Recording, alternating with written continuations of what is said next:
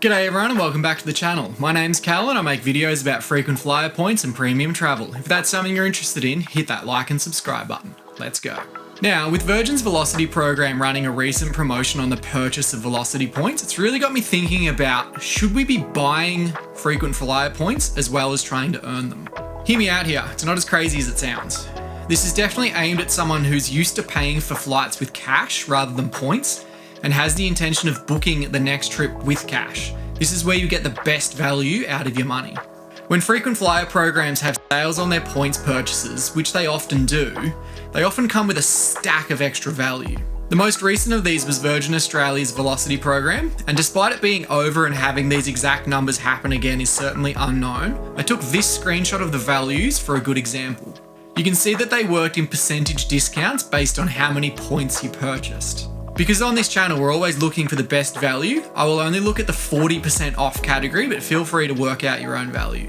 We can see that purchasing 140,000 Velocity points would usually cost $3,276, but with the discount it's only $1,965. Great, you've saved yourself $1,311 already, but let's see where the real value comes from. The first long-haul business class reward seat I could find was this with Etihad flying from Melbourne to Madrid in February. As you can see, it costs 139,000 Velocity points and $765 in taxes. So when we look up the cash value of this ticket, it's a whopping $8,613. Now, because you paid for these points with cash at a total cost of $1,965, plus the $765 in taxes, you've turned this $8,600 flight into $2,730, saving yourself $5,883 at a discount of 68%.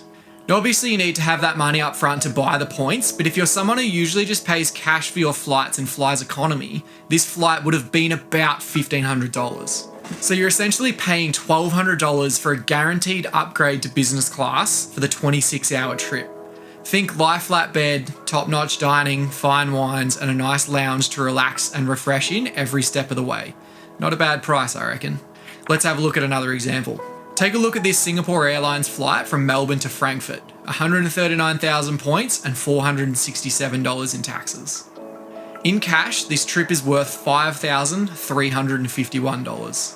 If you take away the cost of the taxes on the reward seat booking, and the $1,965 we paid for the points, you end up with saving of $2,919 or a discount of 45%. In summary, I know this isn't going to be a good option for everyone, but if you don't have a credit card or you don't earn lots of bonus points through rewards, this can be one of the most cost-effective methods of flying at the pointy end for the price of the seat at the back.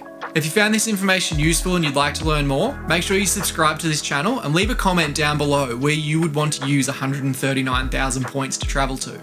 That's all for now. Good luck on your points journey, and don't forget you can contact me at any time at pointysecrets@gmail.com for any questions or to organise a strategy meeting to maximise your points and plan the holiday of your dreams. See you at the pointy end.